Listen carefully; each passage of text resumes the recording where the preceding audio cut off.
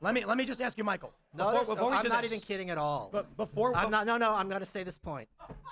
Notice how comfortable a cop is getting in your face. And my point earlier is, I'm it not was joking. to your backside, sir. I'm not joking. You laugh. You should laugh right now because that's obviously humorous. Now imagine what happens when there's no cameras and there's no witnesses and he's in a bad mood. All of a sudden, he's going to be very happy to remind you who your place in life and who you should be talking to with the polite mouth boy. So before we go to the audience, I do want to ask, what would we have if there were no police? Well, we need security. So this idea, like security, like the people that try to get me to stop skating some ledge at the front of a building, and they're fucking dickheads. Yeah, they suck. Yeah, specifically those people. Only them. We want to clone them. Great contribution. Security is an extremely important thing. These movements that you see in these big cities to defund the police are, to me, insane because they're defunding them to a point, but they're keeping them in place to make sure people can't protect themselves.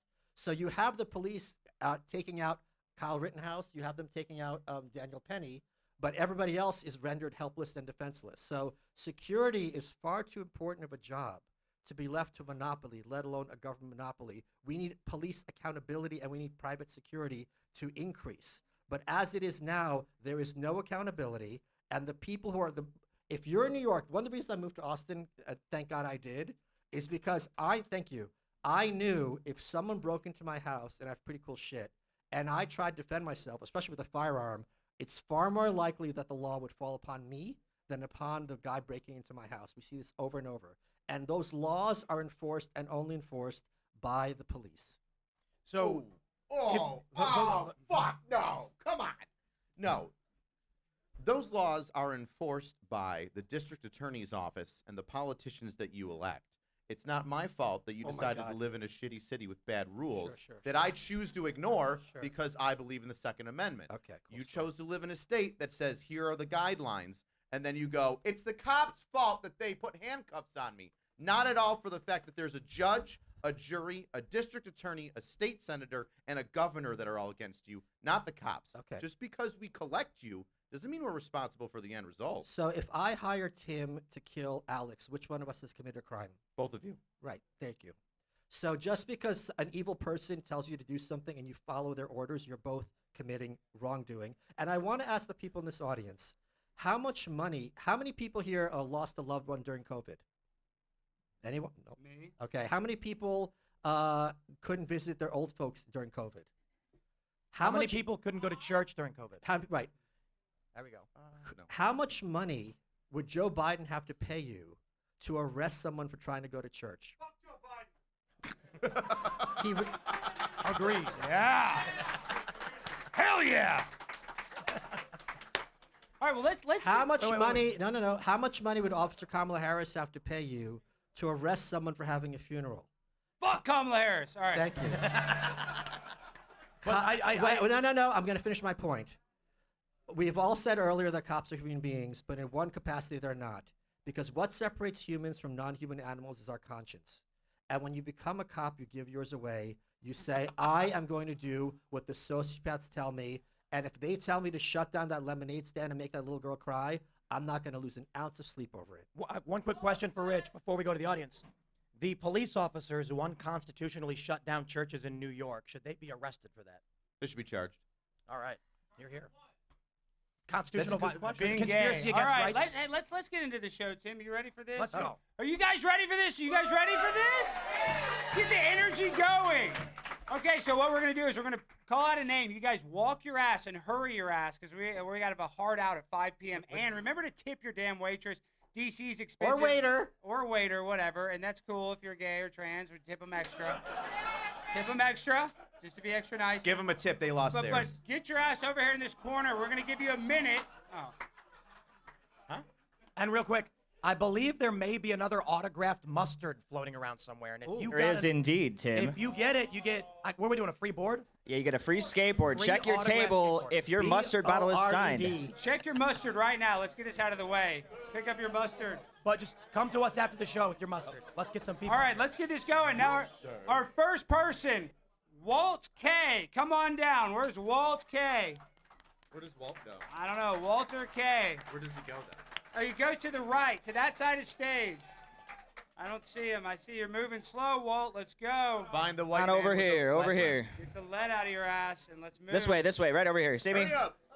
Big flashy white kid in the white stuff. Hey, what's To the right of stage. Stop putting your hand Now up open like door that. hole. Hurry. Don't be shy. All right, bro, you got 1 minute. All right, 1 minute for what? What do you guys want?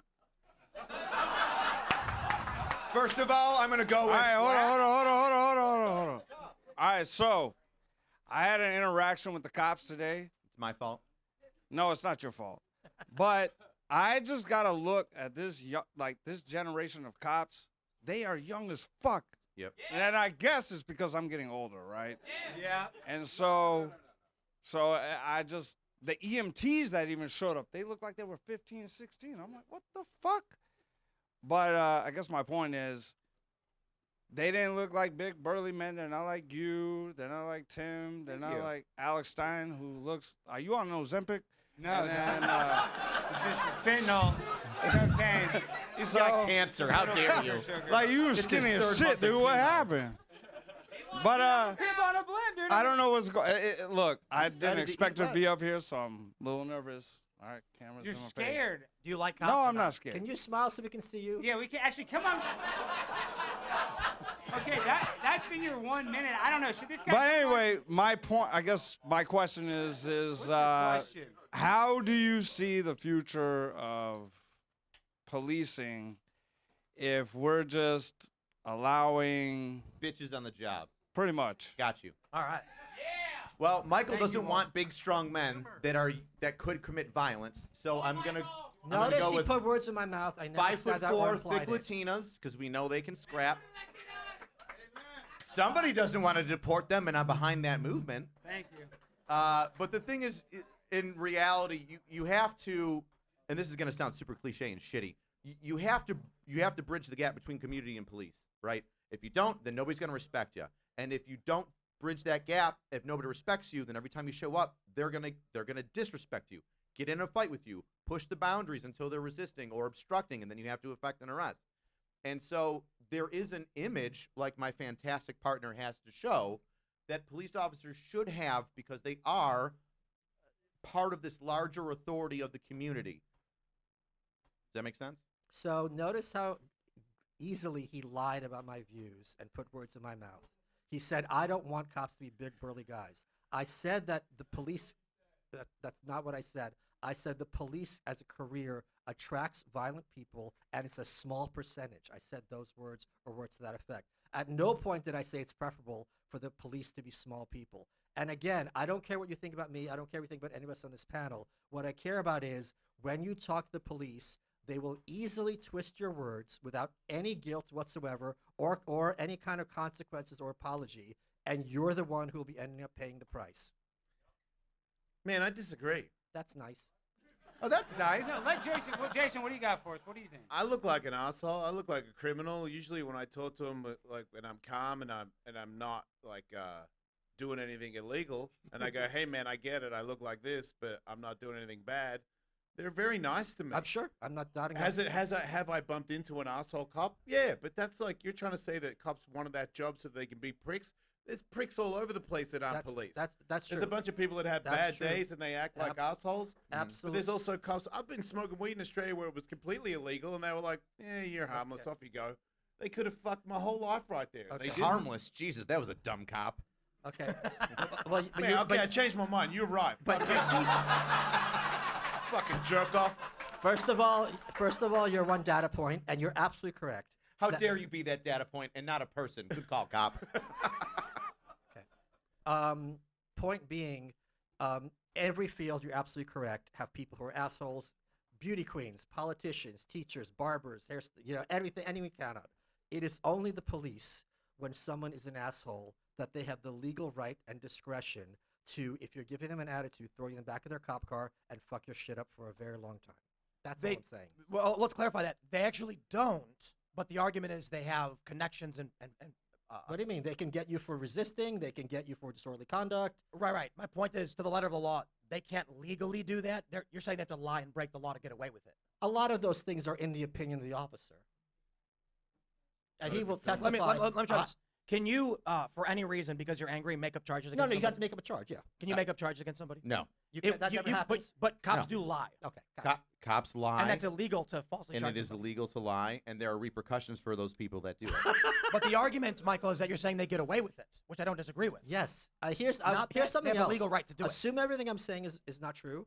What I would encourage people to do, as I've done, is watch a lot of police body cam footage. Yes, Yeah, I and- agree with that. And I'm not Channel's finished. great. It's going to make you appreciate what the cops have to do a lot more. Because if you're calling the cops, you're not calling the cops because things are nice. It's not like, oh, hey, officer, we're having a birthday party. Would you like a piece of cake, please? Right? Here's the thing. If your day, 8 hours a day, 5 days a week, is dealing with shitty people doing shitty stuff, it does a number on you. Because what? Cops are what? Human. Human beings. I had a friend, Jim Moore. He was a sheriff in rural Illinois. Great guy.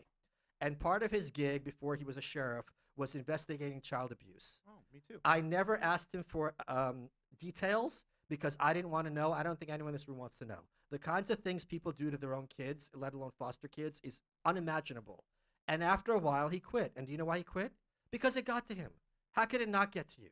You do that kind of stuff inside and out, you're going to look at people in a whole different way. And that's what happens. It's not even their fault. You show up like this young guy on the force, and you're trying to help your community. After a while, people yell at you. You see these police body cam where someone's like literally a shooter. The cops try to take him down, and he's swarmed in the ghetto, and they feel very unsafe, and you don't blame them for feeling very unsafe. My point is, after a while, this hardens you, right? And if you have that interaction with that hardened cop who's having a bad day, you're the one who's going to be paying the price for it, and it's not even his fault. Let me ask you this, Rich. I think it might have been Donut Operator who told the story. I could be wrong, where they had just gotten a call about a child that was killed in a car accident, a baby. That was Cody, yeah. And then after that, he has to go deal with some angry woman who's bitching at him, A Karen. and they don't understand what he just witnessed and experienced. Right. And it's like torturous. It's difficult. Yeah, they're like, I'm not gonna lie. Like, the job comes with risks that are involved. It doesn't mean that you deserve those risks, but it means that there's risks that are involved.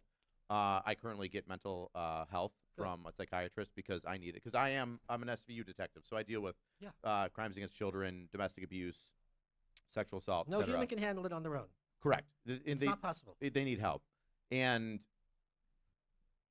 yeah, it is difficult. But at the same time, I haven't had the spillover that other police officers have, so it's hard for me to connect with that. Would you know it if you had? What's that? Would you know it if you had? Yes, because you know what? You're right. I did have spillover. And I had good officers that were next to me that pulled me aside and said, "You need to sit down. You need to cool off." And there are laws right now in New York State. I forget what law it's called, where it is an officer's duty to intervene if another officer is doing excessive force in their eyes. Yeah, but there's also a duty in the military if people have to do that. Then you have the My Lai massacre. Yeah, so okay. just because something's on paper, and I'm sure that happens sometimes. I'm sure there's a lot of times because you trust your partner, people trust their partners. If you see your partner being out of it's like, oh, and you're like, oh shit, thanks for checking me. Like, and that person will be grateful. But there's plenty of other times when you and your partner, it's you two against the world, and someone who's from a certain socioeconomic class is giving you lip, and you're not having it that day. And I don't know that I would do differently in that position. I'm not pretending otherwise. Thanks for watching this clip from the Culture War podcast. We're live every Friday, 10 a.m. to noon, so subscribe and come hang out.